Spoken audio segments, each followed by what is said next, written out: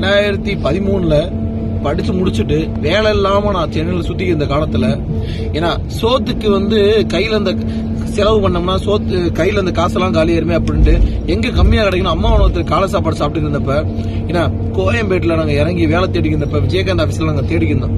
அப்ப கிட்டத்தட்ட ஒரு மாசம் அவர் ஆபீஸ்ல மதிய சாப்பாடும் நைட்டு சாப்பாடும் கிடைக்கும்னு சொல்லவும் அங்க நாங்க சாப்பிட்டு இருந்தோம்.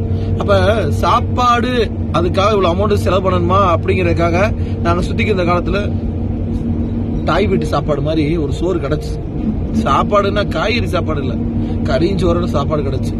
ஆனா ஒரு நாள் அவர் எங்களை பார்த்து ஒரே கூப்பிட்டு சொன்னாரு, யோ ஐயா, யோ ஐயா இங்க வாயா, தம்பி இங்க வாயா, எந்த ஊரியா, ரொம்ப நாள் இங்கேயே சுத்திட்டு இருக்கிற, என்னையா? நான் அண்ணன் கூப்பிடுறதா இல்ல கேப்டன் கூப்பிடுறப்பா, இந்த மாதிரி வேலை தேடி வந்தப்பா, இங்கேயே சுத்திட்டு இருக்கேன்ப்பா அப்படின்னு. அப்ப ஒன்னே ஒண்ணு சொன்னாரு, எத்தனை நாள் வேணாலும் உன் வீடு, நீ சாப்பிட்டு நல்லா தெம்ப உடம்பு வச்சுக்கோ, அப்பதான் அலைய முடியும், அலைஞ்சு நல்ல வேலை தேடி ஒரு இடத்துக்கு நீ போனதுக்கு அப்புறம் எந்த இடத்துல நீ காசு இல்லாம உட்காந்தியோ அந்த இடத்துல நீ திரும்ப உட்காந்துருப்பேன்னு சொன்ன. இன்னைக்கு 2013, இன்னைக்கு 2023 ஆயிருச்சு. கிட்டத்தட்ட 8 வருஷத்துக்கு ஆயிருச்சு, 10 வருஷம் ஆயிருச்சு.